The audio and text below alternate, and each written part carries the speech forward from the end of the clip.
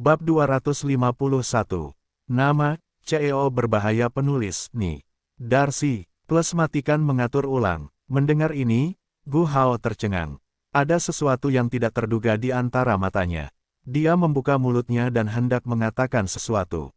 Pintu lift tiba-tiba terbuka, waktu, jarak, udara, cahaya.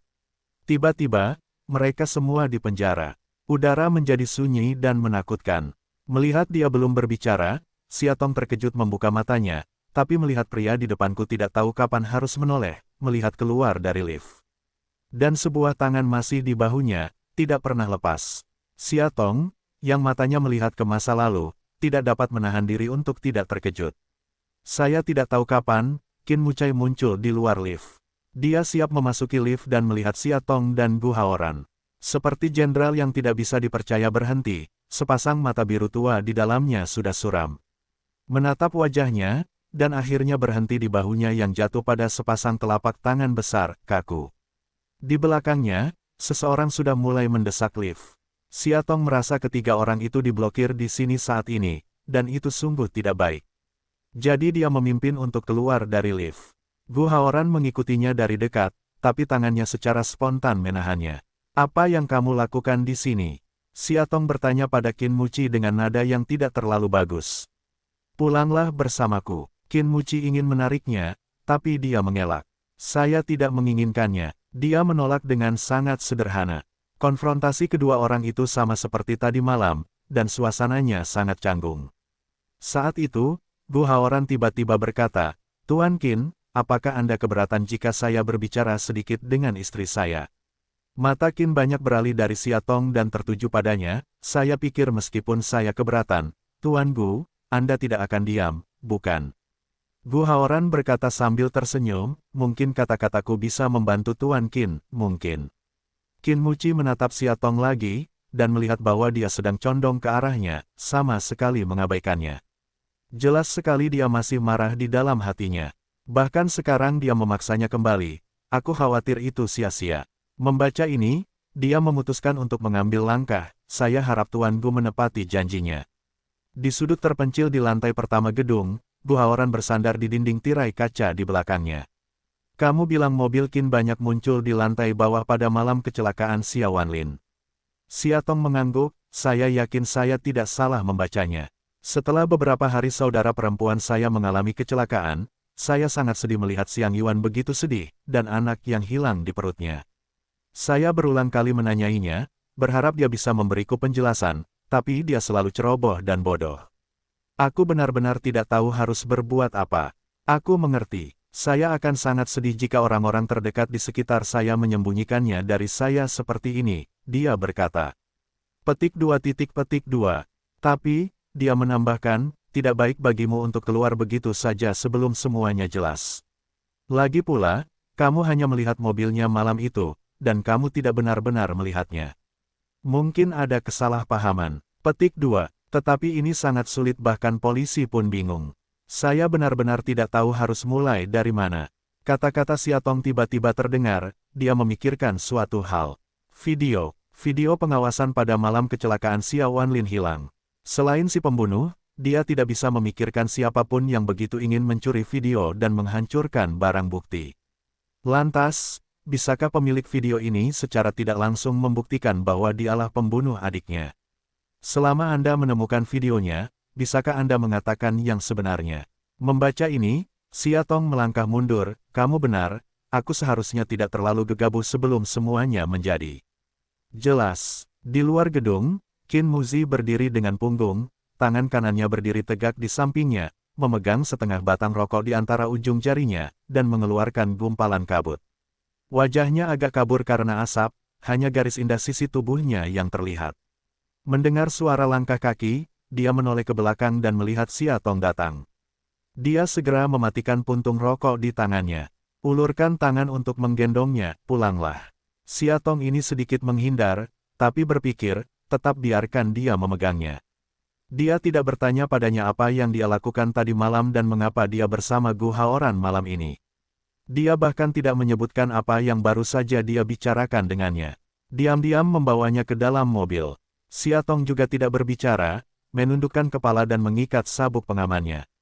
Dia pergi ke kursi pengemudi dan tiba-tiba berkata, "Tadi malam, maafkan aku." Dia mengeluarkan kunci untuk mengemudi, mendengarkan nada santai, "Ada beberapa hal yang tidak kulakukan bermaksud bersembunyi darimu.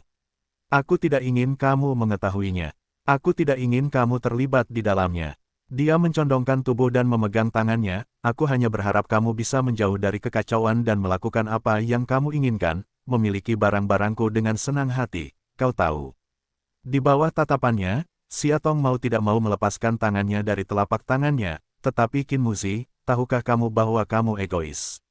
Kamu hanya berharap aku bisa tinggal di rumah, bersikap acuh tak acuh Nyonya Qin, masak setiap hari, jaga anak-anakku, dan tunggu kamu pulang. Tapi pernahkah kamu memikirkan apa yang aku pikirkan?"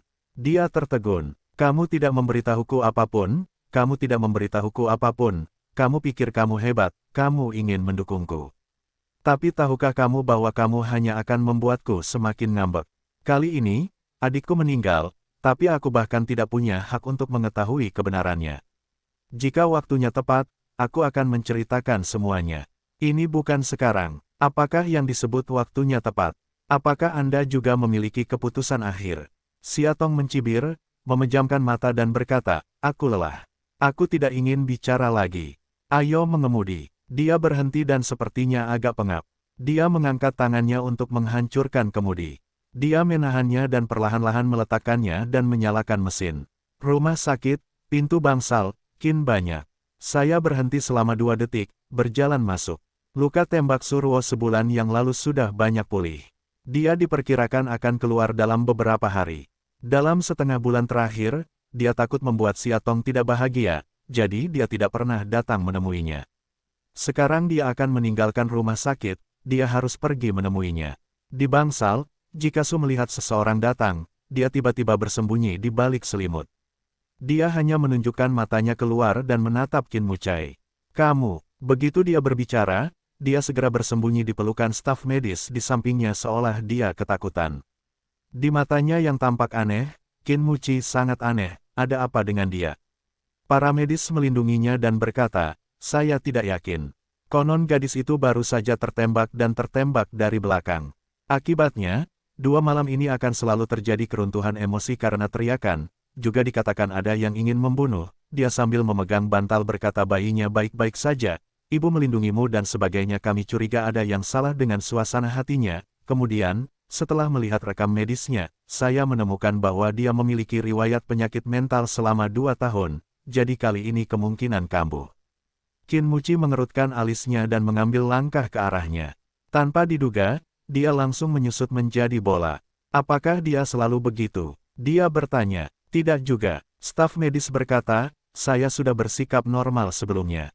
Mari, kita mulai hari ini." Tapi tidak setiap saat. Seringkali, saya cukup sadar. Qin banyak dan berkata, tidak heran anggota keluarga pasien di rumah sakit ini akan mengunjungi kerabat mereka setidaknya setiap 2 atau 3 hari meskipun mereka sibuk.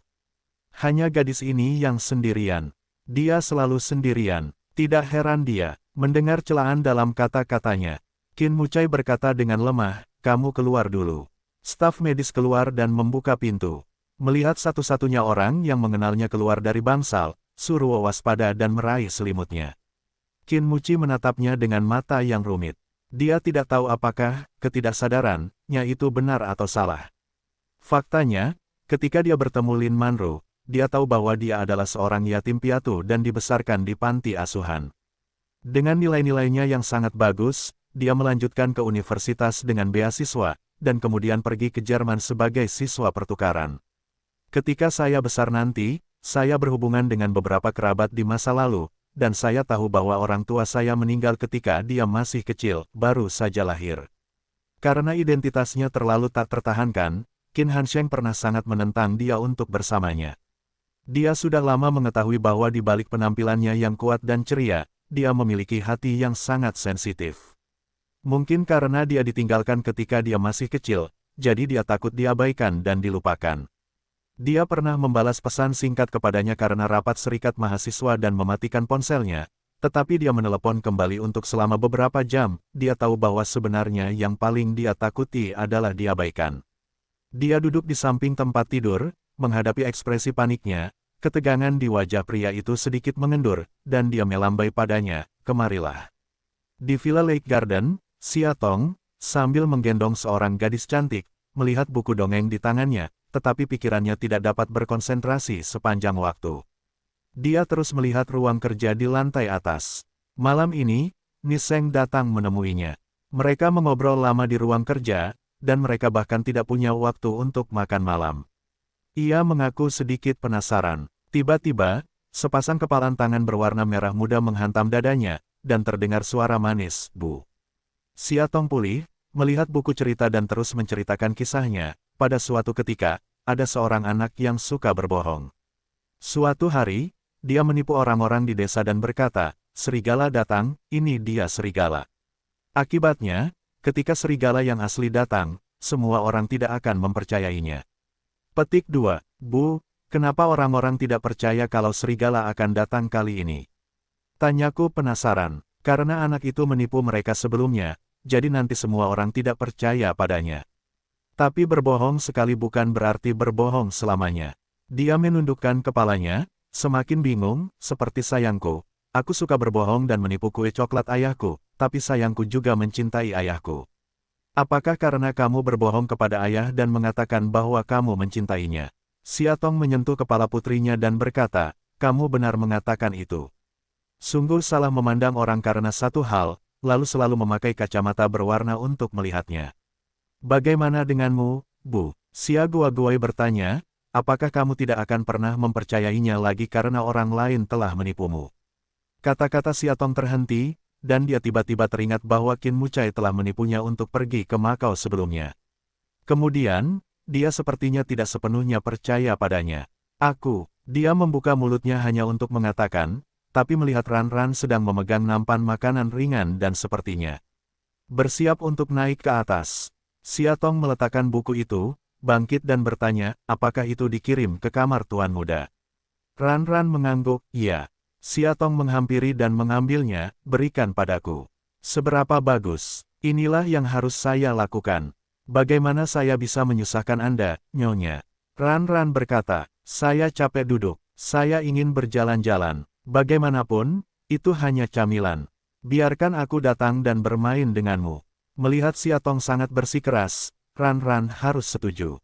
Xia Tong memegang makanan ringan pergi ke pintu ruang kerja, berhenti, menutup, ingin mendengar percakapan. Sangat disayangkan bahwa isolasi suara villa sangat bagus sehingga dia tidak dapat mengenali alasannya setelah sekian lama.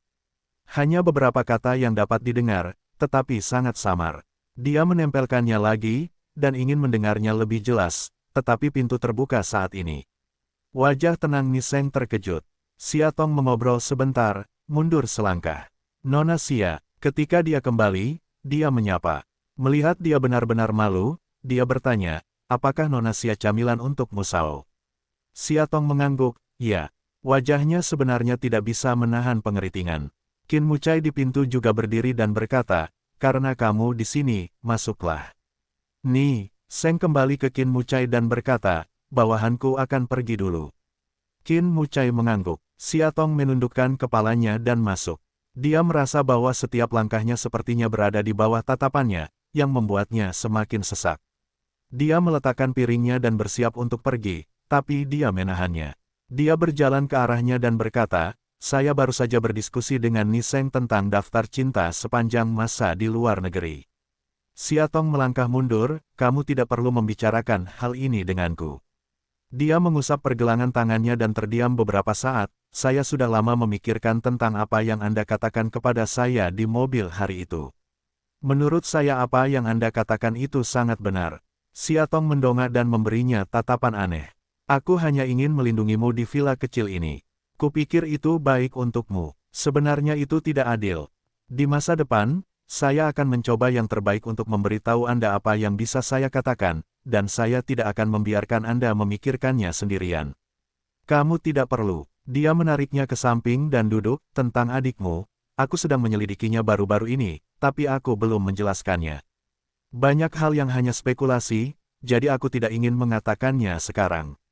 Dan Manju, yang punya masalah mental dan baru-baru ini kambuh. Aku sangat kasihan padanya sebelumnya, tapi sekarang aku tidak bisa meninggalkannya sepenuhnya. Untuk saat ini, aku akan pergi ke rumah sakit dari waktu ke waktu untuk menjenguknya dan melakukan pekerjaan kesehatan. Tapi yakinlah bahwa tidak akan terjadi apa-apa. Penampilannya terlalu tulus, sehingga Siatong sedikit tidak bisa beradaptasi. Dia menjawab, bagus. Membosankan sendirian. Dia meraih tangannya dan mencoba berjalan keluar pintu, tetapi telepon seluler di meja berdering. Qin Mucai melepaskannya dan menekan tombol jawab, tapi wajahnya berubah. Apa masalahnya? Siatong bertanya. Sesuatu terjadi di perusahaan. Saya harus ke sana sekarang. Dia bangkit dan mulai mengenakan jasnya. Begitu terlambat, Siatong memandang ke langit di luar jendela dan melangkah maju untuk meluruskan kerah bajunya, hati-hati di jalan. Dia menundukkan kepalanya dan mencium keningnya, jangan khawatir, aku akan kembali segera setelah aku selesai. Menunggu dia meninggalkan ruang kerja dengan tergesa-gesa, Siatong membungkuk ke meja dan mengambil dimsum yang hampir tidak bergerak. Sisa cahaya di sudut mata membeku saat menyentuh laci di sisi kiri meja. Jika dia mengingatnya dengan benar, Qin Muzi selalu sangat berhati-hati dengan hal-hal di ruang belajar. Dan laci di sebelah kiri bahkan lebih berhati-hati. Pasti berisi banyak dokumen rahasia perusahaan, sehingga dikunci rapat pada hari kerja.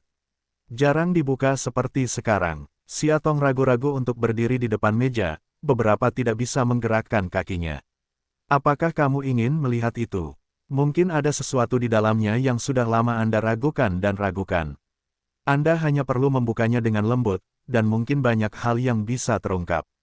Tapi, apa yang baru saja dia katakan tiba-tiba terlintas di otaknya, saya akan mencoba yang terbaik untuk memberitahu Anda apa yang bisa saya katakan di masa depan, dan saya tidak akan membiarkan Anda memikirkannya sendirian lagi.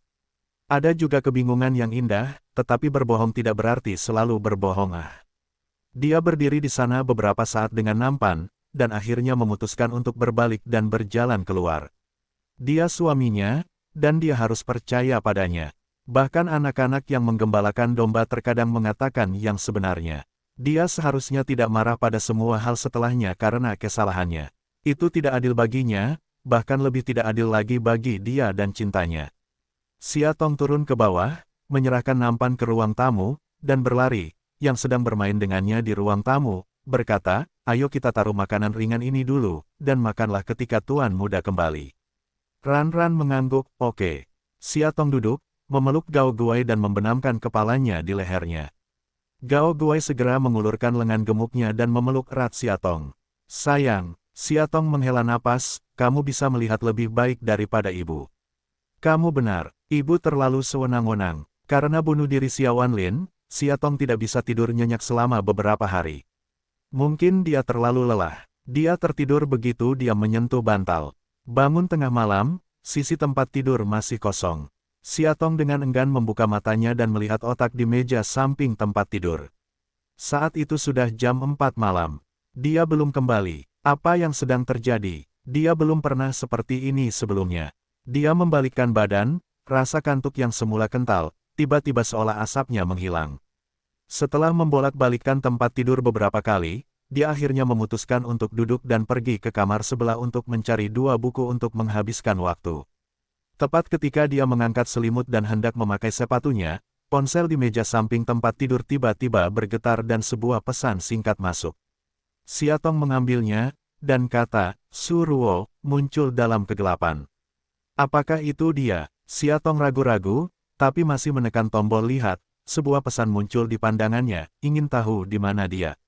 Menabur perselisihan, Siatong tersenyum, hanya ingin menghapus pesan lain dan menyambungkannya.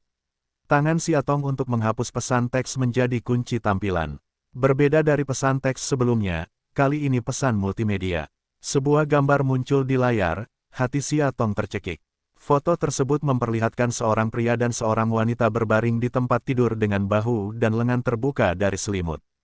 Tubuh di bawah selimut itu jelas telanjang. Mata terpejam, seperti sedang tidur. Dan tepat di sebelahnya, seorang wanita dengan kamera di punggungnya sedang berbaring di atasnya. Rambut hitamnya sangat panjang dan halus, hampir menutupi seluruh bahu dan lehernya. Terlihat wanita dalam gambar tersebut sedang mencium pria tersebut saat pria tersebut tertidur. Yang mengejutkan Siatong, pahlawan di foto itu adalah Qin Mucai. Dia tidak pergi ke perusahaan. Sebaliknya, aku pergi ke surau dan dia tidak bisa membayangkan berdiri dengan sepatunya, garis wajahnya tegang karena curiga. Tidak, tidak, tidak. Dia harus percaya padanya. Dia tidak akan melakukan ini di belakangnya. Dia tidak menyukai Suro. Tapi suara lain keluar lagi. Suruo adalah Lin Manru. Dia tidak bisa mencintai Suruo, tapi bukan berarti dia tidak mencintai Lin Manru. Suatu ketika dia, pada hari-hari ketika dia tidak muncul, sangat mencintai, begitu tergila-gila. Siatong memikirkannya dan memutuskan untuk meneleponnya dan menanyakannya dengan jelas. Sial, setelah lama menelepon, mati. Dia terus menelepon dan mematikannya. Saat itu, pesan teks lain datang, tidak ada gunanya, ponselnya telah saya matikan. Hati Siatong sedikit dingin. Berdiri di tanah tanpa alas kaki, dia tidak merasa terlalu kedinginan, karena hatinya lebih dingin dari tubuhnya. Dia seharusnya percaya padanya. Sambil memegang ponselnya, dia kembali ke tempat tidur dan menutup matanya. Memang benar bahwa anak-anak yang menggembala domba pun berhak untuk dipercaya. Dia berbaring, mengenakan selimut, dan mencoba mengosongkan otaknya dan berhenti berpikir. Tapi sekarang inderanya tampak diperbesar tanpa batas, sehingga dia bisa mendengar suara terlemah, suara ponsel bergetar lagi di luar selimut. Jangan lihat, jangan lihat, jangan lihat. Dia mencoba menghipnotis dirinya sendiri untuk waktu yang lama. Tepat ketika dia berpikir bahwa dia dengan enggan meletakkannya, membuka selimutnya dan hendak bernapas, telepon genggamnya berdering lagi. Siatong tidak berdaya dan menghela nafas. Ini yang terakhir malam ini.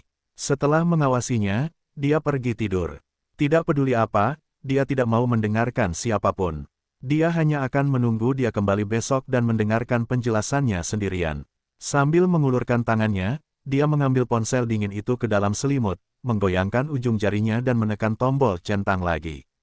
Kali ini, itu adalah bagian audio. Itu adalah helaan napas yang berat, dengan hasrat yang meluap-luap, primitif dan jelek. Siatong mengenal suara itu, sangat familiar, terdengar di samping tempat tidurnya, diulang berkali-kali. Nafas itu berlangsung lebih dari 10 menit, dan terjadilah percakapan. Kamu membunuh Xia Wanlin untukku kali ini. Apakah kamu tidak takut dia membencimu karena itu? Itu suara Suro. Tawa yang dalam terdengar, wanita itu harus mati. Manru, karena aku bisa menghancurkan seluruh keluarga Xia untukmu, bagaimana aku bisa peduli dengan kehidupan Xia Wanlin? Dalam hatiku, tidak ada yang bisa menandingimu. Bang, ponsel itu jatuh ke tanah, hancur berkeping-keping. Siatong duduk dan menjadi pucat. Dia duduk dan berjalan keluar dengan sepatunya menuju pintu ruang kerjanya. Kali ini, dia tidak ingin mendengarkan siapapun, dia ingin mencari tahu kebenarannya sendiri. Buka pintunya, di dalam gelap. Siatong tidak mau menyalakan lampu. Dia takut cahaya akan menyinari matanya. Dengan arahan ingatannya, dia pergi ke meja paling dalam di ruang kerja dan membuka laci kiri. Saat ini, kilatan petir di luar jendela mengubah langit menjadi putih. Menanggapi cahaya tersebut, Siatong mulai membalik barang-barang di lemari, kontrak tebal dan material. Satu halaman pada satu waktu, dengan sangat hati-hati. Saat ini, hujan di luar jendela menerpa kaca, nyaris tidak menekan detak jantungnya. Saat dia menoleh ke bagian bawah tumpukan informasi, benda hitam tiba-tiba terlepas darinya dan jatuh ke tanah. Siatong membungkuk untuk mengambilnya. Saat ujung jarinya menyentuh benda kecil yang keras itu, dia tiba-tiba membeku. Dia berjongkok, mengambil benda-benda di bawah matanya, menembus kilat di luar jendela. Dia melihat kaset video yang sangat kecil di tangannya, yang persis sama dengan tumpukan video pengawasan yang dia lihat hari itu di Xia Wanlin Xinyuan. Dia tidak percaya menggosok matanya, ingin melihat lebih jelas. Saat ini, lampu ruang kerja tiba-tiba menyala. Siatong secara refleks berdiri, memegang disk video di tangannya, bersalah karena menghalangi di belakang. Qin banyak, saya tidak tahu kapan dia sudah kembali ke rumah. Mengenakan mantel longgar berwarna abu-abu muda, garis wajahnya tampak seperti patung halus di bawah cahaya dari sekeliling, yang jauh. Lihat dia, sarang burung yang awalnya dalam tampak menggumpal, suatu penampakan yang benar-benar tidak terduga. Kenapa kamu di sini? Apakah kamu belum tidur? Dia bertanya sambil berjalan ke arahnya. Siatong melihat mantel abu-abu muda di tubuhnya dan memastikan tebakannya. Dia ingat dengan jelas bahwa ketika dia keluar pada malam hari, dia mengenakan kemeja dan jas. Cara keluarnya, itu berubah. Satu-satunya penjelasan adalah, dia berganti pakaian di luar, dan kemungkinan besar. Tidak ada, kata Xiaotong, aku tidak bisa tidur di malam hari. Keluarlah dan lihat-lihat. Lalu dia menundukkan kepalanya dan bergegas keluar. Dia harus lebih cepat dan menyembunyikan bukti di tangannya. Ini mungkin satu-satunya hal yang bisa membuktikan kebenaran bunuh diri adikku. Tunggu sebentar. Saat lewat, dia menekan bahunya. Tubuh Xiaotong bergetar, tapi tidak berbalik. Kalau tidak bisa tidur, minum saja secangkir susu panas. Itu akan lebih baik, dia berkata sambil menatap punggungnya. Xiaotong mengangguk dalam diam. Dia berhenti sejenak, jika suasana hati masih sangat buruk, aku akan mandi dan berbicara denganmu nanti. Saat dia mendekat, aroma samar keluar dari cahaya. Merek yang sangat manis, pikiran Xiaotong muncul dengan wajah lembut gadis itu, dan percakapan di telepon seluler, tanpa disadari, tubuhnya mulai bergetar. Pria itu memperhatikan ada sesuatu yang tidak beres dengannya dan tidak dapat menahan diri untuk meraih tangannya, ada apa denganmu? Mengapa kamu begitu gemetar? Xiaotong tidak menyangka tindakannya yang tiba-tiba, saat panik, tangannya dari disk video jatuh ke tanah. Bang, terdengar nyaring, mata pria itu menoleh ke belakang, dan seketika tajam. Xiaotong melepaskan tangannya. Pertama, dia mengambil rekaman video di tanah dan mundur selangkah. Dia memandang pria di depannya dengan peringatan di wajahnya. Mata Qin Muci tiba-tiba menjadi lebih aneh, kamu baru saja datang ke sini, hanya untuk menemukan benda ini. Xiaotong menggigit bibirnya dan tidak berbicara.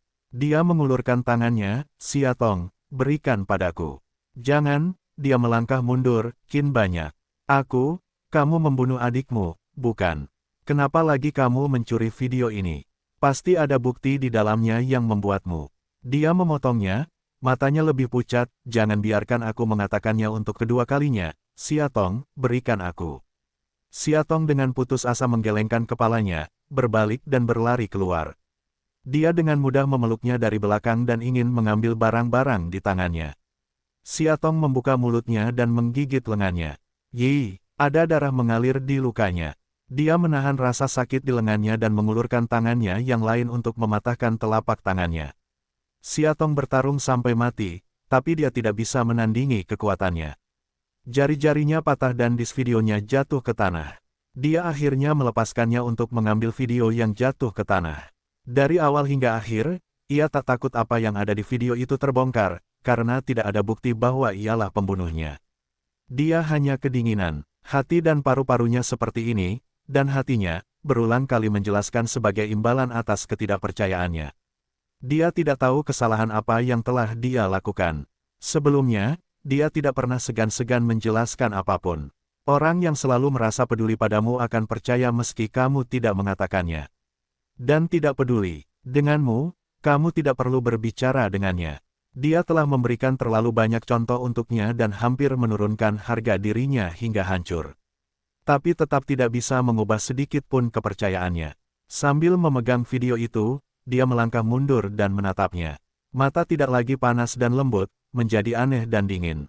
Dia berkata, ya, saya membunuh Xia Wanlin. Saya sudah lama membencinya sampai mati.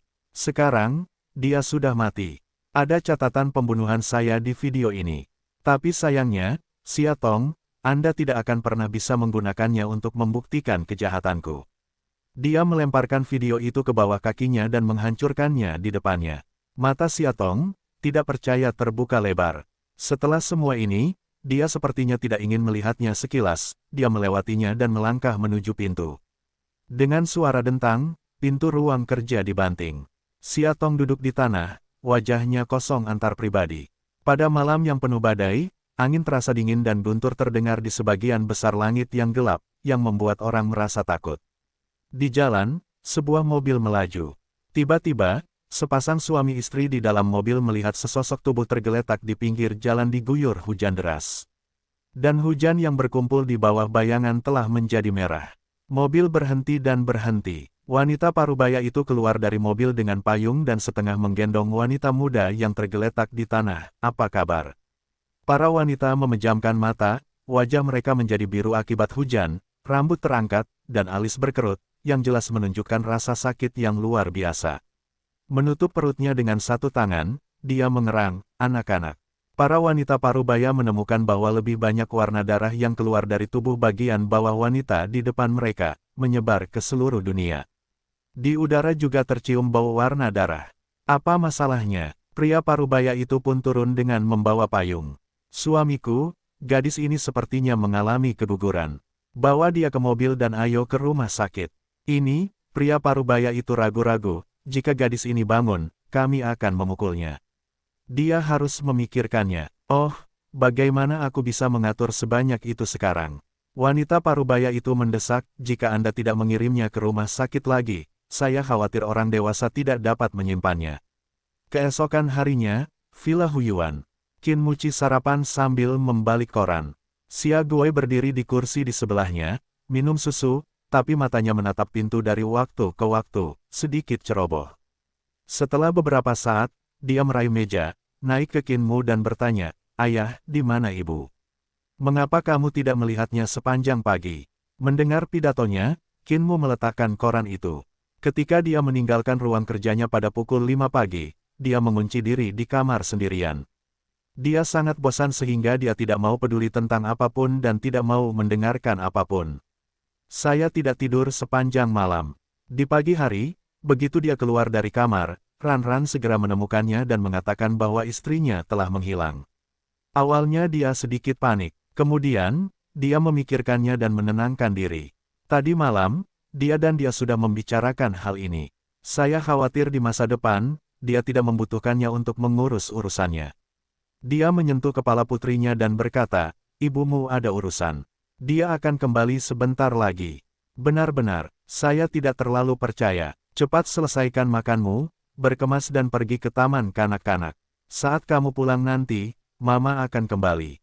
Waktu dalam tidur, seolah-olah statis pada umumnya. Tangan mulai bergerak maju mundur seperti pita yang stagnan, dan telinga menjadi sunyi dan kosong.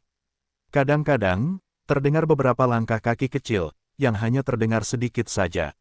Samar-samar, tampak ada segumpal benda hangat, perlahan bergerak turun ke bawah perutnya, lalu menjauh dari tubuhnya sedikit demi sedikit.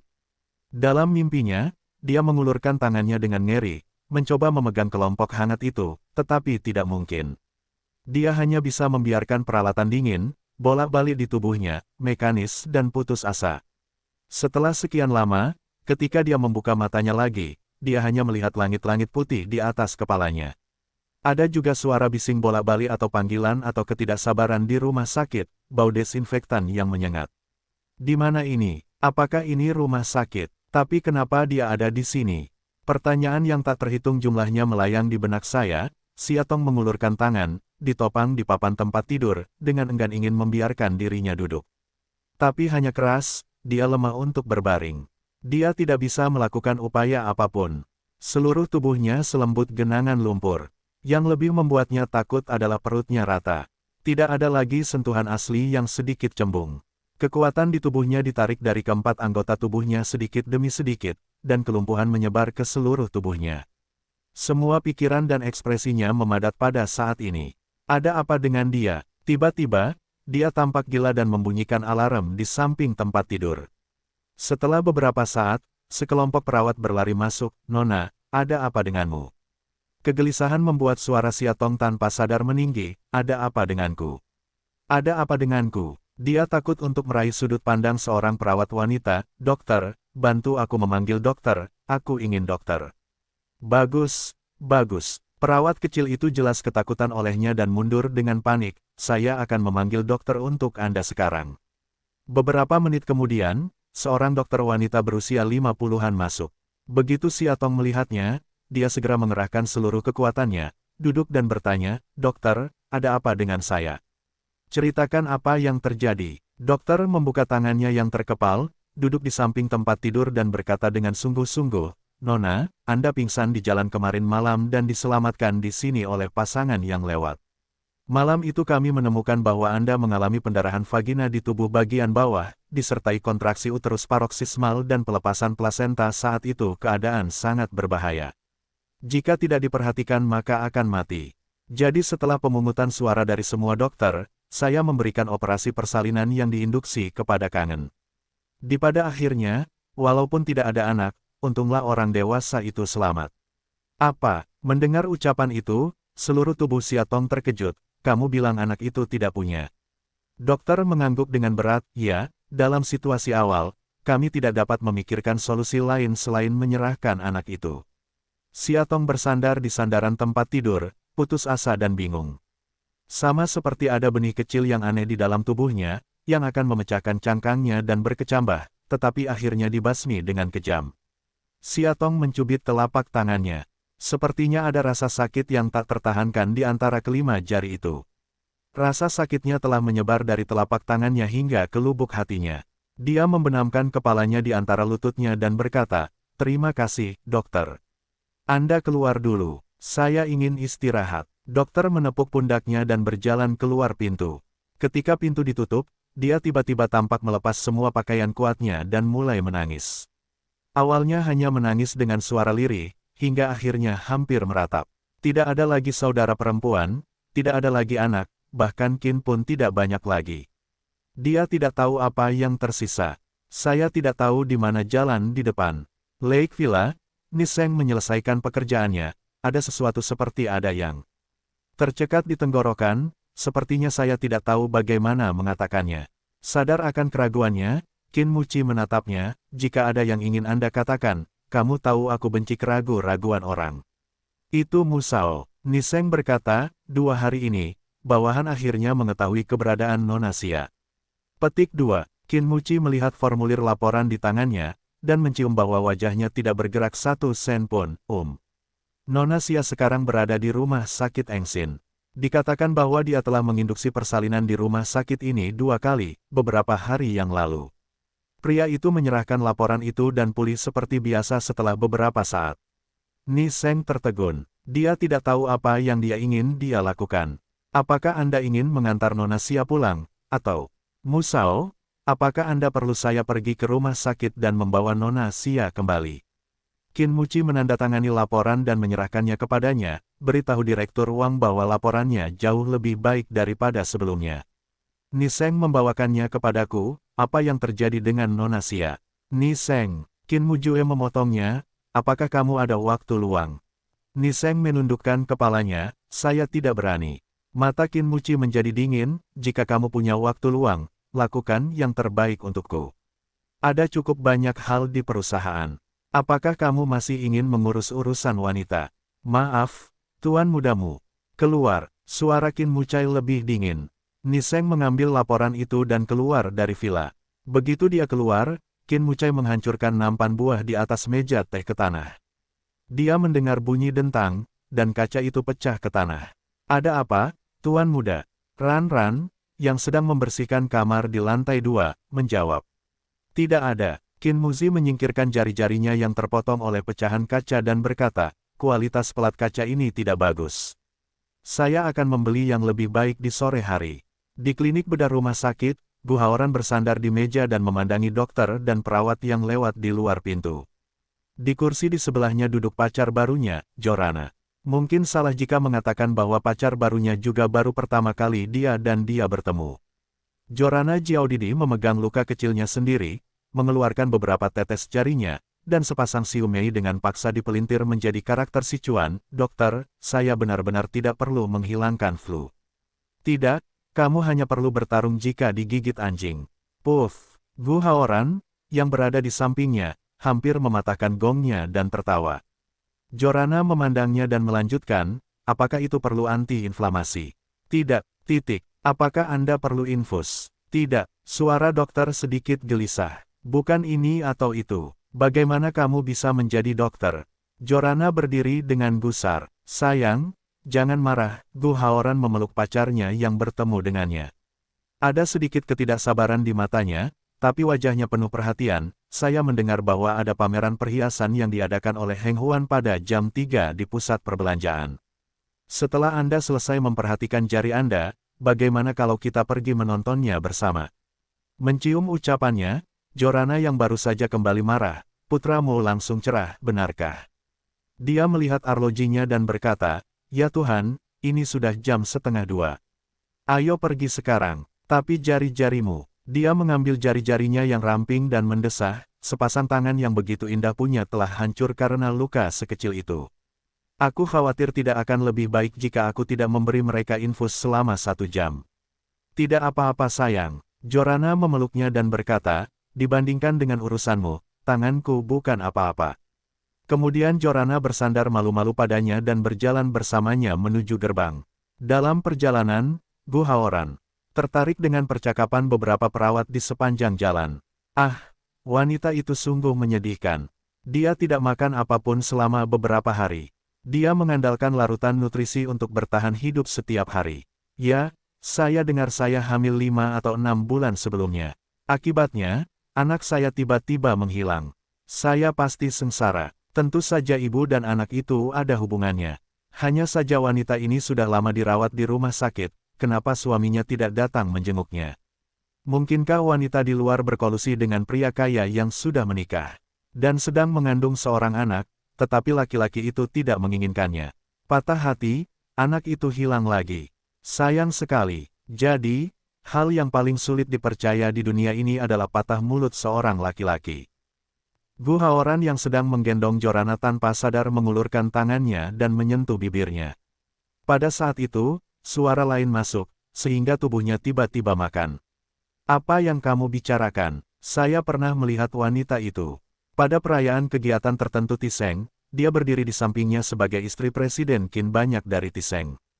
Sekelompok perawat membuka mulut terkejut, wanita di bangsal itu adalah istri agung presiden, dan anak yang hilang darinya adalah pangeran calon kaisar.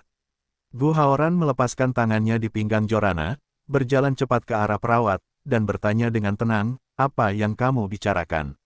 Apa Bu Presiden? Anak itu sudah tiada. Tiba-tiba saja para suster yang sedang asyik berdiskusi itu terperangah melihat laki-laki tampan dan jangkung seperti itu di hadapan mereka. Dua di antara mereka malah tersipu malu. Sayang, ada apa ini? Urusan. Jorana datang dan meraih lengannya. Pameran perhiasan akan segera dimulai. Ayo pergi. Gu Haoran mengabaikannya dan terus bertanya, apakah wanita yang baru saja kamu katakan itu Siatong? Perawat membuatku bingung saat melihatmu, kamu melihatku, akhirnya ada mulut yang lemah, sepertinya dipanggil nama seperti itu. Dia berdiri tegak, samar-samar menebak semuanya, di bangsal mana dia berada. 55 kamar 507. Lihat di depan pria itu tiba-tiba wajahnya tenggelam, perawat dan mulutnya gemetar. Tidak lagi ragu-ragu, dia berjalan cepat menuju lift dan menekannya.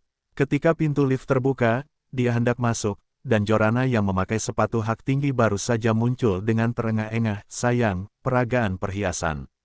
Ada yang harus kulakukan, saya tidak akan pergi. Pergilah sendiri. Melihat wanita di depannya, jelas terdengar nada tidak sabar dalam suaranya.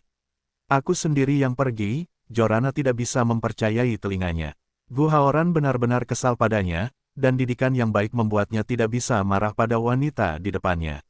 Dia membuka tangannya dan memasukkan kartu bank ke telapak tangannya, kartu ini tidak memiliki kata sandi, kamu dapat menyikatnya sendiri jika kamu ingin membeli sesuatu.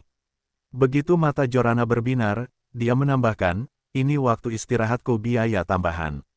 Apa? Jorana mendongak dengan takjub, tapi pintu lift tertutup. Dia tidak mau terus menggedor pintu, Gu Haoran, keluarkan aku. Aku selalu menjadi satu-satunya yang mencampakkanku, dan tidak ada yang pernah mencampakkanku. Tanda seru, namun karena kesal, dia menundukkan kepalanya, melepas sepatu hak tingginya dan membantingnya dengan keras ke pintu lift. Pintu bangsal 507, langkah pria itu sedikit makan, ini hanya mendorong pintu. Ruangannya sangat gelap, dan sinar matahari tepat di luar, tetapi karena tirai tebal menutupi seluruh ruangan, ruangan itu tampak agak tidak bernyawa. Seorang wanita sedang berbaring di tempat tidur, rambutnya yang kering menunjukkan warna kuning kering, menutupi separuh wajahnya. Sebuah tangan keluar dari selimut dengan botol nutrisi di dalamnya. Dibandingkan dengan jari-jari Jorana yang halus, tangan ini sepertinya tidak memiliki rasa estetis. Kulit pucat, akar meridian biru, mengejutkan. Melihat ini, hatinya sedikit tertahan. Bagaimana dia bisa membuat dirinya berada dalam situasi yang menyedihkan dalam seminggu?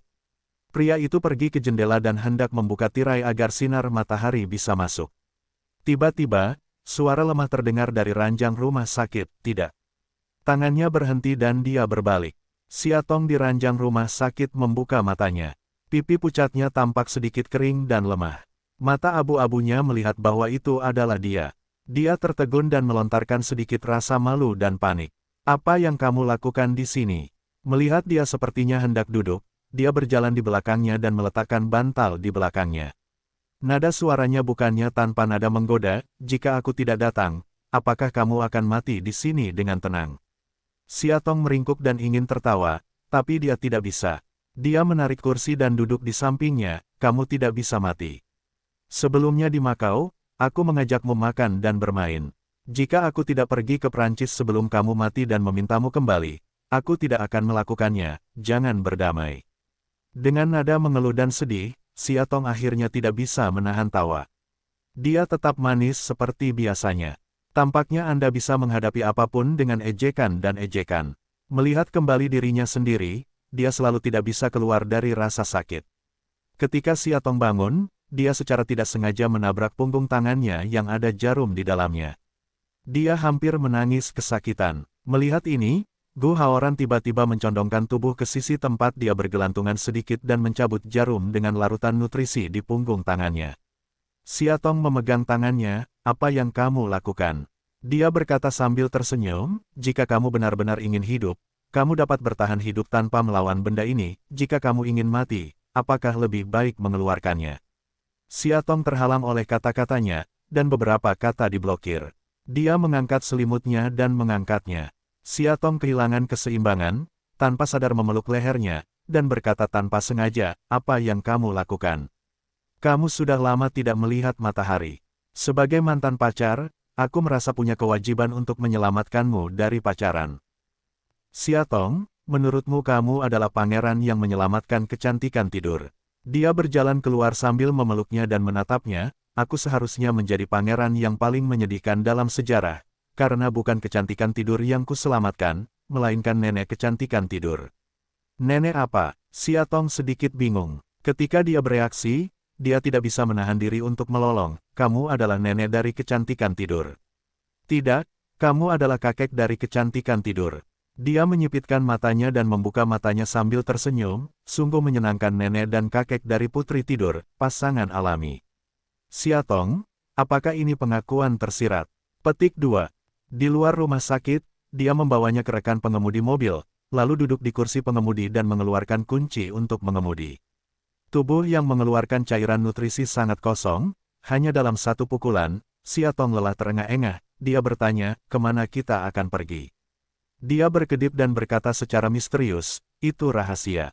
Setengah jam kemudian, mobil berhenti di Museum Kota A. Siatong membukanya matanya dan menatap gedung yang menjulang tinggi di depannya. Yang lebih aneh lagi, apa yang kita lakukan di sini? Dia membawanya keluar, masuk saja dan ketahuilah. Sepanjang jalan, dia hampir dipeluknya, jadi dari waktu ke waktu di sepanjang jalan, turis menatap mereka dengan rasa ingin tahu. Sampai kemudian, Tong tidak dapat menahannya, mendapatkan uang, berkata, oke, saya bisa pergi, turunkan saya. Dia berhenti dan berkata, apakah kamu yakin? Baiklah, dia mengangguk dengan berat, dan dia menurunkannya. Ujung kakinya baru saja menyentuh tanah. Siatong hampir tidak bisa berdiri dengan mantap. Untungnya, dengan bantuannya, dia berhasil berdiri. Saat ini, dia hampir setiap hari berbaring di tempat tidur, tiba-tiba ingin berdiri, tiba-tiba ada yang tidak beradaptasi. Saya tidak pernah berpikir bahwa suatu hari, dia bahkan berdiri dan menjadi semacam harapan yang berlebihan. Dia tidak bisa menahan tawa. Apa yang Anda tertawakan? Dia menunduk dan bertanya padanya. Siatong langsung menyangkal, siapa yang tertawa? Kamu sudah tua. Dua orang membantunya masuk ke aula museum. Melihat poster besar di dinding aula, Siatong tercengang, Alex, Master Desain Prancis, sedang dalam tur global. Dia berhenti dan berbalik untuk menemuinya. Dia secara khusus membawanya ke sini untuk ini. Gu Haoran berkata, saya tidak mengerti mengapa Alex begitu populer. Bukankah dia seorang desainer yang sedikit lebih mahir daripada penjahit? Satu tiket sangat sulit didapat. Butuh banyak usaha untuk mendapatkan 2 tiket. Saya tidak tahu bagaimana memberikannya kepada Anda. Sama seperti Anda sedang mencari kematian, saya baru saja menyeret Anda ke sini. Petik 2. Sama dengan. Siatong, menurutmu apakah sudah waktunya bagi saya untuk mencari kematian? Dia menyentuh kepalanya dan tertawa tanpa mengucapkan sepatah kata pun. Siatong mengambil tiket itu dan bertanya-tanya, tapi bagaimana kamu tahu aku menyukai Alex? Kamu mengatakan itu. Dia membawanya ke tempat check-in tiket. Ketika kita pertama kali bertemu, kamu tidak memberitahu pacarku bahwa gaun yang kamu kenakan dirancang oleh Alex, seorang desainer terkenal Perancis. Namanya, Dream Venus. Kamu menipunya agar tertegun. Memikirkan masa lalu, Siatong sedikit emosi. Saat itu, ia masih begitu bersemangat dan ingin menduduki tempat di industri fashion melalui usahanya sendiri. Dia tidak tahu kenapa, kurang dari setahun kemudian, dia menjadi begitu dekaden. Setelah memeriksa tiket, dua orang masuk ke ruang pameran, dan dia tiba-tiba berkata dengan suara rendah di sampingnya, dan saya tertarik dengan mata Anda yang percaya diri dan tak kenal takut saat itu. Begitu dia memasuki ruang pameran, mata frustrasi Siatong tiba-tiba seolah-olah dia telah disuntikkan ke dalam percikan terang. Seperti anak kecil yang penasaran, dia berjalan dari awal hingga akhir ruang pameran, lalu dari ujung hingga akhir. Dia memperhatikan dengan cermat dan memuji dari waktu ke waktu. Setelah menonton selama 3 jam, mereka menemukan sudut untuk duduk. Dia menyerahkan sebotol minuman energi padanya, minumlah. Siatong juga haus dan segera meminum beberapa suap. Senang. Dia duduk di sampingnya. Siatong segera mengangguk, kamu tidak tahu, aku sudah lama menantikan pameran ini, tapi Alex selalu sangat rendah hati dan misterius. Sejak aku menjadi terkenal, aku hanya tinggal di studioku sendiri, untuk menggambar. Saya tidak menerima undangan dari pejabat atau mengadakan pameran, yang membuat saya menjadi penggemar yang tidak berdaya. Saya biasa memperhatikan beritanya setiap hari karena takut saya akan ketinggalan sebagian dari beritanya. Saya tidak menyangka yang aku tidak tahu tentang acara penting seperti tur globalnya. Tiba-tiba, wajahnya tiba-tiba memudar, pantas saja aku sudah berada di dapur, anak-anak, dan dapur hampir setiap hari sejak aku menikah. Dia terdiam, saya tidak tahu, itu tidak mengherankan. Melihat dia baru saja menunduk lagi, Gu Haoran berkata sambil tersenyum, biarkan saya menceritakan sebuah kisah. Siatong menatapnya, dia berpikir sejenak dan berkata, dikatakan bahwa Alex dulunya sangat miskin sebelum dia menjadi terkenal. Saya telah berkeliling ke berbagai perusahaan merek pakaian, tetapi saya tidak bisa mendapatkan apresiasi dari orang lain. Pada saat yang paling sulit, dia hanya memiliki sisa 50 franc di sakunya. Saat itu, ia melihat sebuah kompetisi desain fashion yang diadakan oleh sebuah perusahaan ternama. Siapapun yang memenangkan kompetisi bisa mendapatkan 5.000 franc dan menandatangani kontrak dengan perusahaan untuk menjadi desainernya, namun biaya pendaftarannya saja membutuhkan 40 franc. Siatong mendengar beberapa orang terpesona, lalu, Alex sudah putus asa untuk menjadi seorang desainer dan akan mengambil sisa 50 franc untuk membeli tiket pulang. Namun setelah melihat kompetisi ini, aku memutuskan untuk mengikutinya dan berencana untuk memblokirnya lagi pada akhirnya. Sebulan setelah pertandingan, Alex tidak mempunyai tempat tinggal, jadi dia harus memohon kepada tuan tanah. Sang induk semang melihat bahwa dia benar-benar miskin, jadi dia memindahkan ruang utilitas kecil untuk dia tinggali. Setiap malam, dia berada di ruang utilitas kecil, memantulkan lukisan lampu jalan di luar jendela. Dengan hanya tersisa 10 franc, dia harus makan roti termurah setiap hari. Saya tidak berani makan lebih banyak. Saya hanya makan 2 gigitan ketika saya lapar. Keadaan ini berlangsung selama sebulan penuh. Siatong tergerak, saya tidak menyangka bahwa seorang master seperti Alex pernah mengalami air surut. Apa hasil akhirnya? Dia memandangnya sambil tersenyum tetapi tidak tersenyum, dia menaruh semua telurnya dalam satu keranjang seperti ini. Jika dia tidak menang pada akhirnya, apakah akan ada pameran desain hari ini? Ya, juga. Siatong tiba-tiba menepuk kepalanya, di saat kritis, bagaimana aku bisa bingung lagi? Dia meraih tangannya, dan wajahnya tiba-tiba menjadi tegas, Siatong, Tuan Alex, dalam keadaan sulit seperti itu, dapat berpegang teguh dan bekerja keras untuk mimpinya, kenapa kamu tidak bisa? Dia tertegun dan tidak bisa berkata-kata. Tidak ada kesulitan di dunia ini yang tidak dapat diatasi. Perilaku paling bodoh adalah melatih tubuh sendiri untuk hal-hal dan orang-orang yang tidak penting. Mungkin Anda harus berterima kasih kepada anak ini karena tidak memilikinya, karena tanpa dia, Anda akan memilikinya, lebih banyak kekuatan dan kesempatan untuk menentukan perkembangan hidup Anda sendiri. Apakah menurut Anda adil jika menempatkan anak dalam keluarga tanpa cinta dan membiarkan penderitaan orang tua terus berlanjut pada anak? Siatong membuka tangannya dan terdiam beberapa saat. Dia berkata, "Kamu benar. Anak ini tidak datang secara kebetulan. Awalnya, aku pikir dia dan aku bisa bekerja keras untuk menciptakan lingkungan yang baik untuknya, tapi setelah beberapa hari ini, ternyata kami tidak bisa. Kinmuchi dan landasan emosional saya sangat lemah, seperti banyak kartu domino, terlihat kokoh, tetapi dapat didorong dan akan runtuh dalam sekejap karena saya sudah berusaha keras sekian lama, saya tidak dapat melakukannya. Lebih baik mengubah arah dan memilih kehidupan lain." Dia mengangkat kepalanya, "Gu Haoran, terima kasih. Mungkin aku tahu apa yang harus dilakukan selanjutnya." Dia tertawa, memikirkannya harus tahu apa yang harus dilakukan selanjutnya. Siatong bingung, "Apa yang kamu lakukan?" Dia mengetuk keningnya, "Bodoh, tentu saja ini makan malam. Apakah kamu benar-benar berpikir kamu adalah seorang wanita King Kong yang tak terkalahkan yang bisa hidup selamanya tanpa menyentuh nasi?" Siatong memegangi kepalanya, tertekan, "Itu bukan Vajra wanita, apakah Buddha Maitreya?" Petik 2. Gu Haoran, batuk, sama saja. Saat keluar dari museum, Siatong mengetahui bahwa Gu Haoran bukanlah mengendarai Rolls-Royce di masa lalu, tetapi sebuah Range Rover dengan suasana tenang. Konon mobil ini merupakan edisi kolektor untuk memperingati 40 tahun lahirnya merek pemenang kabel Land Rover. Bodi mobil baru ini terbuat dari warna Barolo hitam yang mempesona, dengan velg diamond gloss berukuran 20 inci yang unik dan menarik perhatian. Siatong hanya membacanya di majalah sebelumnya. Sekarang, untuk pertama kalinya, dia bersentuhan dengan kendaraan militer dengan suasana mulia ini. Dia tidak bisa tidak bertanya-tanya. "Bagaimana kamu berganti kereta?" Dia bertanya. Dia pergi ke kursi pengemudi, mengeluarkan kunci dan berkata, "Bagaimana dengan mobil barunya, bukan? Jauh lebih tenang dari sebelumnya." "Tentu saja." Dia mengangkat alisnya. Tanpa diduga, Siatong berkata, "Sebenarnya, saya selalu berpikir bahwa pria yang mengendarai Rolls-Royce berwajah putih." Senyumnya berhenti, mengertakkan gigi. "Sebelumnya, sangat sulit bagi Anda untuk tetap bersama si kecil putih saya, wajahmu begitu lama." Siatong duduk di atas co-driver dan menepuk pundaknya, "Penyebab pengentasan kemiskinan adalah tanggung jawab semua orang." 1 jam kemudian, Siatong keluar dari toko bubur dengan perut bulat, sangat puas. Senang rasanya bisa makan lengkap untuk pertama kalinya dalam beberapa hari ini.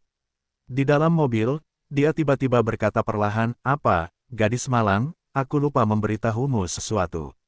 "Apa?" Siatong memakai sabuk pengaman. Alex dilahirkan dalam keluarga bangsawan dan menjadi terkenal sejak awal. Senyum Siatong membeku, lalu. "Jadi apa yang kurang dihargai? Apa yang tersisa dengan 50 franc? Apa itu kompetisi desain, makan roti?" Dia berkata sambil tersenyum, "Itu semua bohong bagimu." Siatong, oleh itu, Bai tergerak. Ruang konferensi di lantai 21. Qin Mucai duduk di puncak meja, dan sekelompok pemegang saham dan direktur departemen duduk di meja panjang. Dia memegang pena itu, seolah-olah sedang memandangi tumpukan benda di tangannya dengan serius. Kerutan di keningnya sepertinya tidak mau membukanya, dan dia terus mengganggunya sesekali. Setelah beberapa saat, dia tiba-tiba meletakkan pena Parker di tangannya, yang sedikit rileks karena wajahnya yang tegang.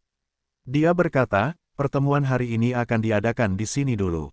Mari kita bicarakan besok." Direktur Tang, yang baru saja berbicara, tertegun, dan yang lain saling memandang. "Ada apa dengan Qin hari ini? Ini baru permulaan pertemuan, jadi akan segera berakhir." Mu Shao, Ni Seng ragu-ragu. Qin Muci bersandar di kursinya dan berkata, semuanya berserakan. Melihat dia terlihat lelah dan tidak ingin berkata apa-apa lagi, para pemegang saham dengan enggan bangkit dan berjalan keluar satu persatu. "Kamu juga ikut," dia berkata pada Ni Seng. "Apakah kamu perlu istirahat? Kamu kelihatannya tidak sehat." Ni Seng memikirkannya dan mundur. Qin Muci bersandar di kursi belakang di belakangnya dan merenung untuk waktu yang lama. Alisnya masih kaku dan tidak pernah rileks. Setelah sekian lama, dia akhirnya menghela nafas, bangkit dan menarik kancing jasnya, berbalik dan berjalan menuju pintu. Rumah sakit Engsin, dia langsung pergi ke meja depan dan bertanya, apakah ada pasien bernama Xia Tong yang pernah tinggal di sini. Perawat meja depan melihat informasi dan akhirnya berkata, ya, Xia Tong. Dia menjalani operasi persalinan di rumah sakit kami seminggu yang lalu dan sekarang dalam masa pemulihan. Apa hubunganmu dengan Nona Xia? Induksi persalinan. Mendengar 4 kata tersebut, tangan pria itu tanpa sadar mengepal, garis bibir yang rapat mengeluarkan 2 kata, suami. Suami, tanda tanya. Perawat meja depan tidak bisa menahan diri untuk tidak memandangnya, lagi, dan suaranya mulai bergetar, Nona Xia ada di bangsal 507, perlukah aku mengantarmu? Petik 2. Tidak dengan itu, dia langsung menuju lift. Begitu dia pergi, para perawat yang sudah lama memperhatikannya segera berkumpul di sekelilingnya. Saya seperti 2 kacang polong. Saya persis sama dengan yang saya lihat di TV. Dia benar-benar presiden kebangkitan kekaisaran. Saya tidak menyangka wanita itu terlihat biasa saja. Dia adalah istri presiden. Ini benar-benar lebih menjengkelkan daripada yang lain. Titik. Yah. Meskipun itu istri presiden, dia terlihat cerdas. Siapa yang tahu kalau dia benar-benar bahagia? Menurut penampilan menyedihkan wanita itu ketika dia mengirimnya pulang malam itu, aku khawatir dia tidak bahagia, tidak menjalani kehidupan yang nyaman. Jadi setiap keluarga memiliki kesulitan klasiknya sendiri. Titik. Pintu lift terbuka dan pria itu keluar. Sebelum bangsal 507, dia ragu-ragu sejenak dan kemudian mendorong pintu hingga terbuka. Yang mengejutkannya, tidak ada seorang pun di bangsal yang kosong saat ini. Hanya ada setengah botol gantung yang tergantung di rak. Dia menarik seorang perawat yang lewat dan bertanya, apakah Nona Xia Tong Xia tinggal di bangsal ini? Perawat membalik daftarnya di tangannya, iya. Apakah kamu tahu kemana dia pergi? Bukankah di bangsal? Perawat membuka pintu. Aku masih di sini di pagi hari.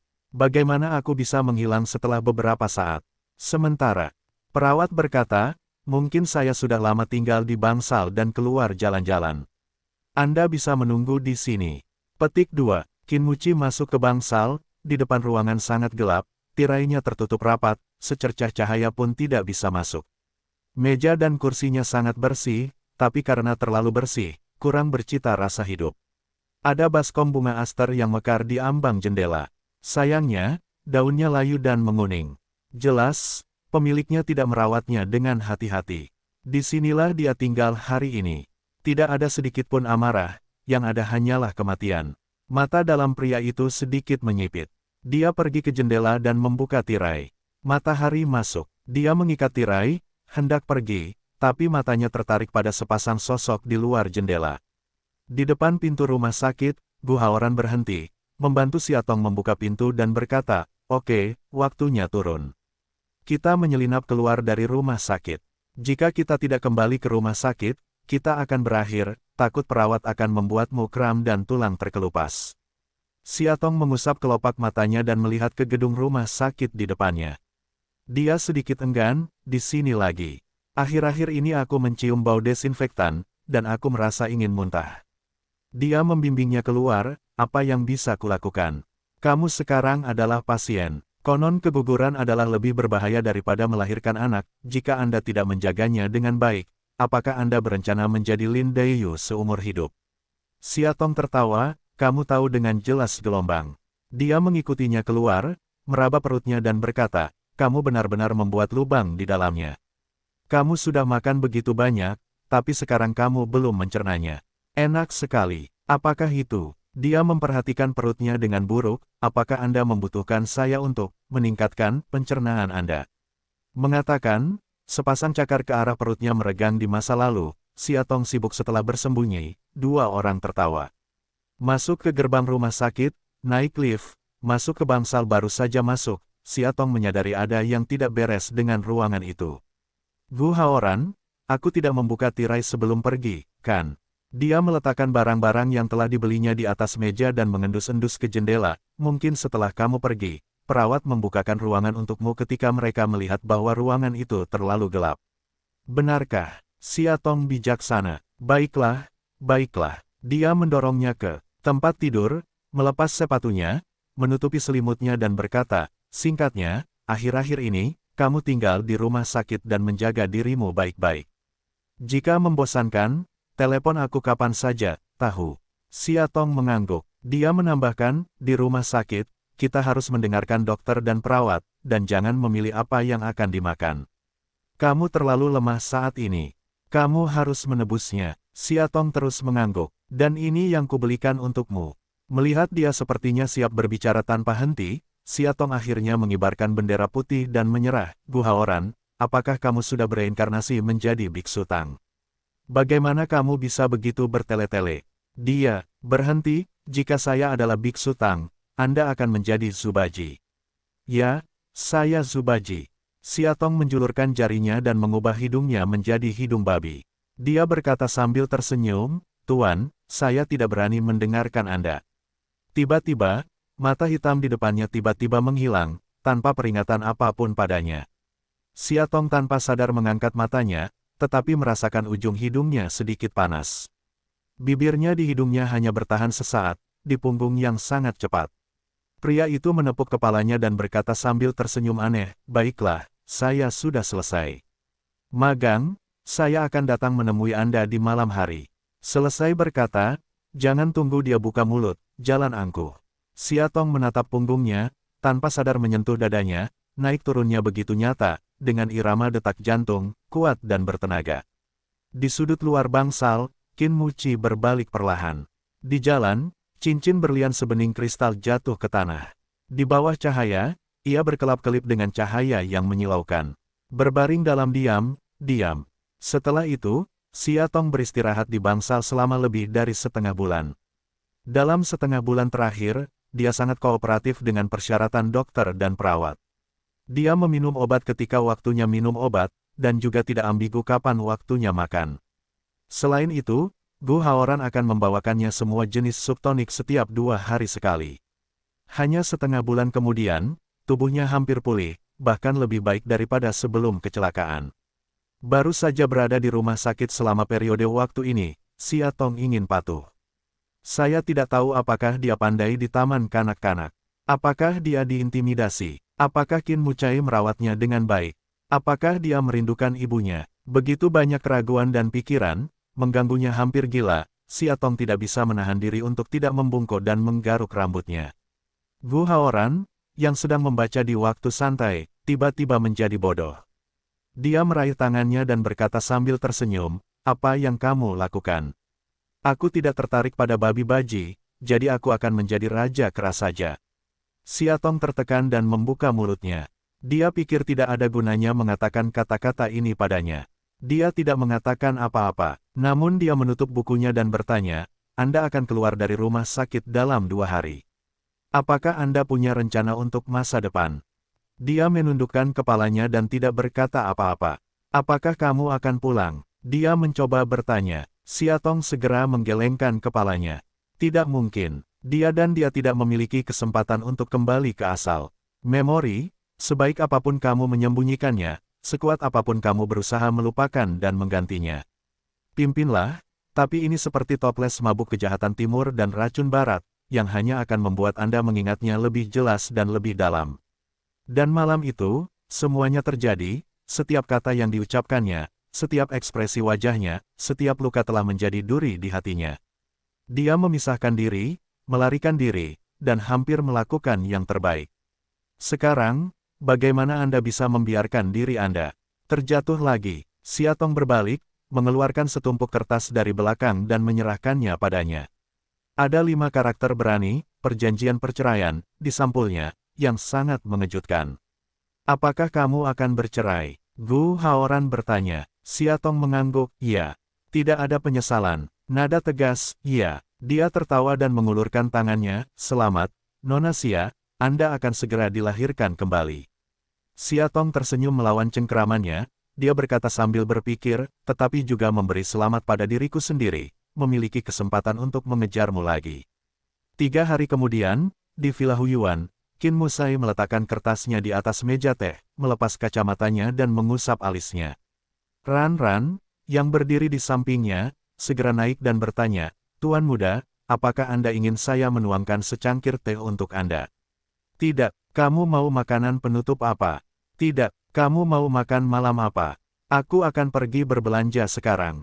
Aku makan malam di malam hari. Aku tidak akan makan di rumah. Bau pidatonya, Ran-Ran seperti terong yang dipukul oleh embun beku, tertekan hingga ingin marah. Sejak istrinya pergi, tuan muda jarang makan di rumah. Di villa sebesar itu, dia sering menjadi satu-satunya orang yang pulang kecuali wanita cantik di akhir pekan. Kosong, yang membuat orang merasa sangat kesepian, sekarang dia benar-benar seorang pembicara, dan dia tidak dapat menemukannya. Qin Muci meliriknya dan menebak semuanya, beberapa pelayan di sekitar ayahku mengalami kecelakaan di rumah akhir-akhir ini. Ada kekurangan orang di Zuo Fengshan. Kamu bisa naik ke puncak besok. Mendengar kata-kata itu, kepala Ran-Ran segera bergetar seperti mainan, tidak. Jika saya pergi dan istri saya tiba-tiba kembali, apa yang harus saya lakukan? Tangan Qin Muci sedikit kaku. Dia kembali. Mungkinkah dia kembali ke rumah ini? Saya memikirkan pemandangan yang saya lihat di rumah sakit beberapa hari yang lalu.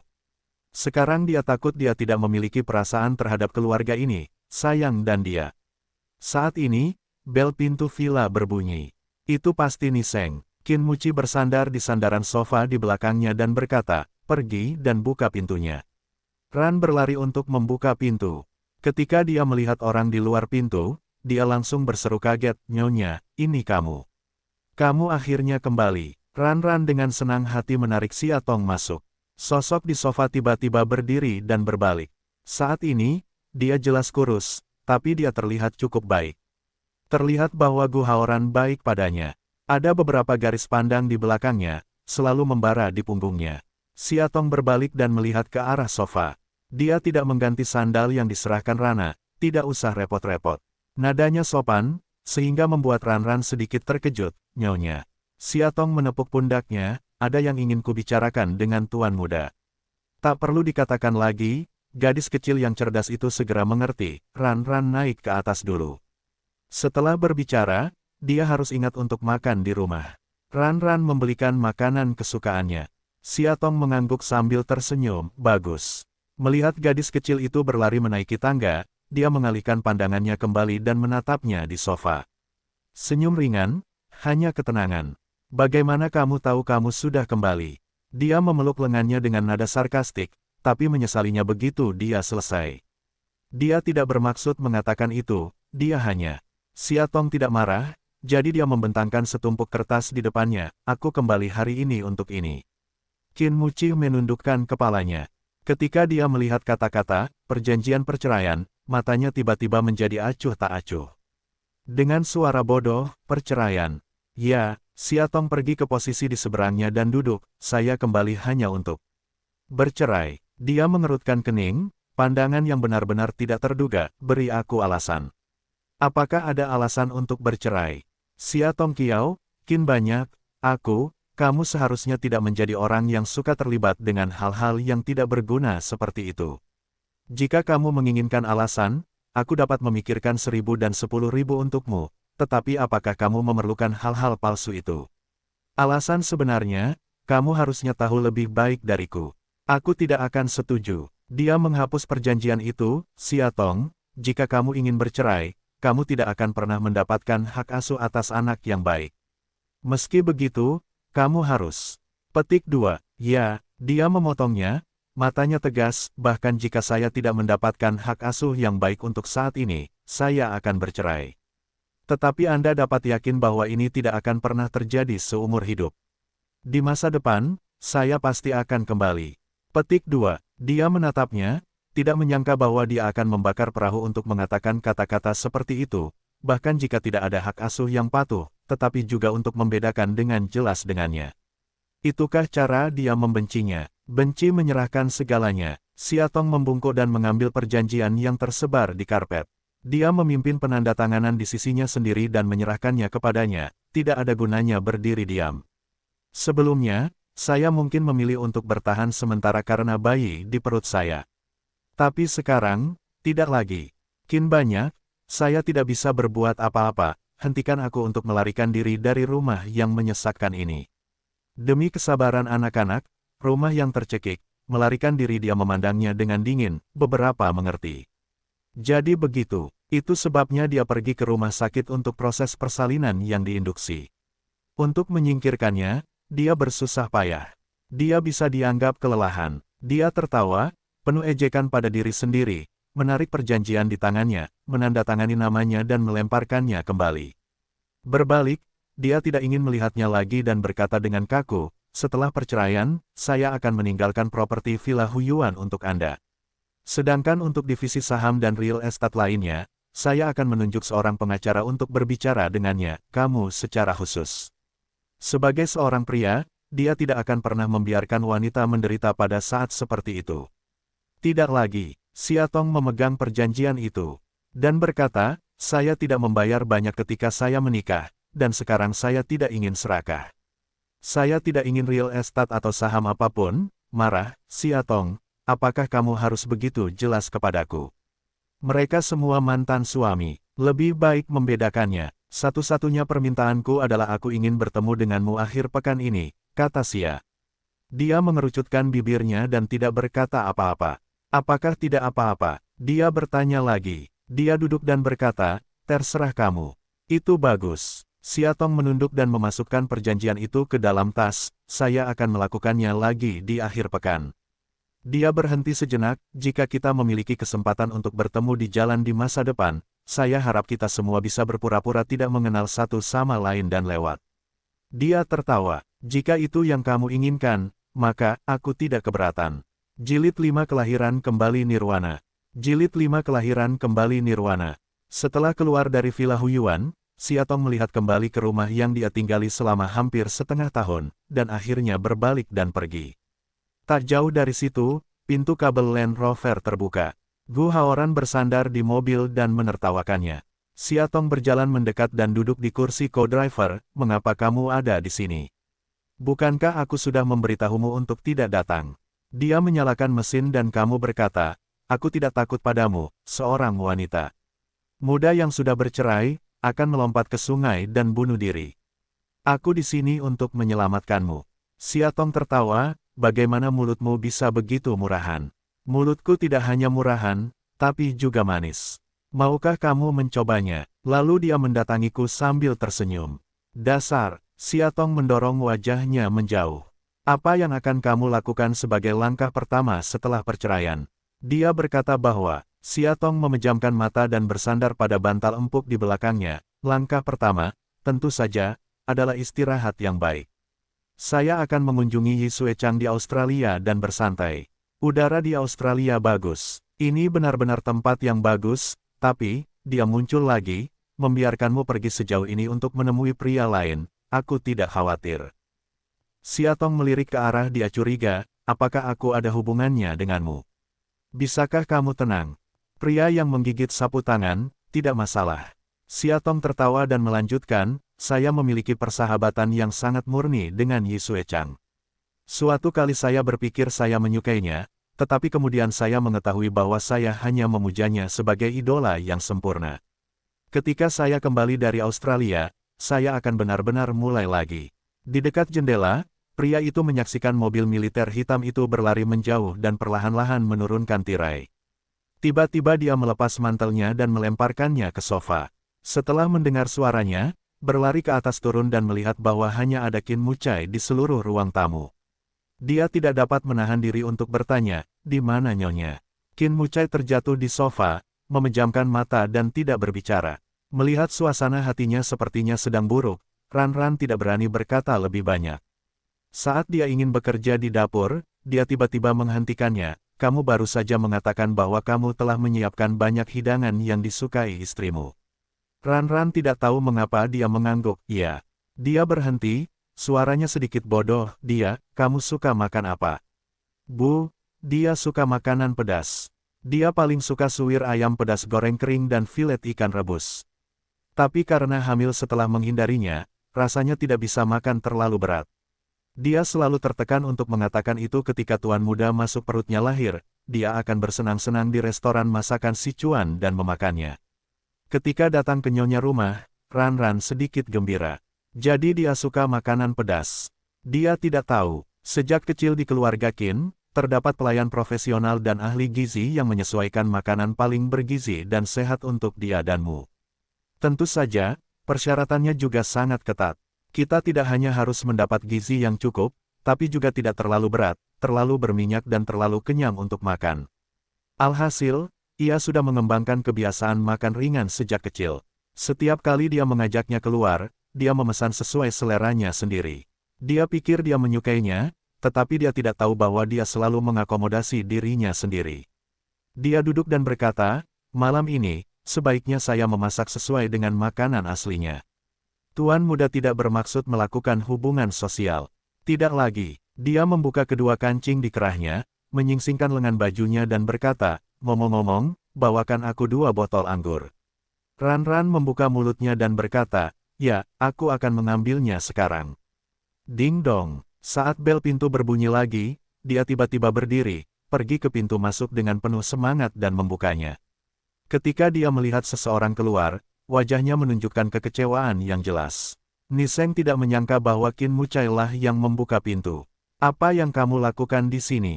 Qin Muci berbalik. Niseng berkata, "Ini adalah pakaian Musao yang basah oleh hujan hari. Itu, saya meminta pembersih kering untuk mencucinya dan kemudian mengirimkannya kepada saya." "Baiklah, letakkan di sofa." Qin Mucai duduk di sofa dan Ran-Ran baru saja membawakan anggur. Dia menuangkan 2 cangkir dan menyerahkan satu kepada Niseng, "Bawalah beberapa bersamaku." "Musao, ini bukan waktunya untuk minum." Karena mobilnya mogok malam itu, mereka terlambat lebih dari 1 jam untuk bertemu dengan pengiklan, yang membuat mereka sangat tidak senang. "Tidak mudah untuk membuat janji temu bicarakan hari ini. Sebaiknya kau tinggalkan perutmu di atas meja anggur." "Qin, aku mengabaikannya dan menuangkan segelas anggur, aku tidak akan pergi hari ini." "Apa?" Niseng hampir curiga bahwa dia telah mendengarnya salah, "Kamu tidak akan pergi." "Yah, kali ini," dia langsung mengisi botolnya, "jadi hari ini, kamu bisa minum-minum bersamaku." "Musao, apa yang terjadi?" Niseng bisa, mau tak mau dia khawatir. Melihat dia tidak berbicara, dia memanggil berlari-berlari untuk bertanya. Sambil mengenakan celemek, Rana berkata, "Nyonya ada di sini sore ini, dan kemudian tuan muda seperti ini." Diam. Qin Mucai tiba-tiba memecahkan botol di tangannya, dan anggur merah tersebar kemana-mana. Ran berlari untuk membungkam mulutnya, tidak berani berkata lagi, alisnya rendah dan berlari ke dapur. Meskipun hanya mendengarkan dari awal, Niseng sudah mengerti, "Baiklah, aku akan menunda pesta makan malam nanti." Kemudian dia mengambil segelas penuh anggur lagi dan menuangkannya ke perutnya. Departemen Psikiatri Rumah Sakit Renan, Qin Muci membuka pintu. Di bangsal, Suruo duduk dengan tenang di kepala tempat tidur, menundukkan kepala dan menyulam jahitan silang. Seorang dokter berdiri di samping tempat tidur. "Bagaimana dengannya?" Qin bertanya pada dokter. Dokter menariknya keluar pintu dan tidak ingin mengganggu Suruo, yang baru saja tenang. "Dia baik-baik saja akhir-akhir ini. Dia sangat baik dan pulih dengan baik. Ditambah malam sebelumnya, tiba-tiba dengan pisau untuk melakukan bunuh diri. Setelah itu, semuanya baik-baik saja." Qin Muci mengangguk, "Malam itu, mengapa dia tiba-tiba bunuh diri?" Dikatakan bahwa seorang pasien secara tidak sengaja mencekik bunga mataharinya. Ketika dia marah, dia tidak bisa mengendalikan dirinya sendiri. "Bunga matahari." Qin Muci merenung, dan dokter memberinya satu hal lagi, "Apakah ini milikmu?" Qin Muci menundukkan kepalanya dan melihat bahwa yang dia pegang di tangannya adalah ponsel yang hilang sebelumnya. "Mengapa kamu di sini?" Petik 2. Saya juga menemukannya keesokan paginya di bawah tempat tidur Nona Surau saat pemeriksaan bangsal. Anda seharusnya jatuh di sini secara tidak sengaja malam itu. Aku akan menyimpannya untukmu. Saya ingin mengembalikannya kepada Anda lain kali. Petik 2. Qin Muci mengambilnya dan menyalakannya. Baterainya hampir habis dan layarnya hampir tidak menyala. Begitu telepon dihidupkan, banyak panggilan tidak terjawab dan pesan teks muncul. Qin Mucai melihatnya satu per satu.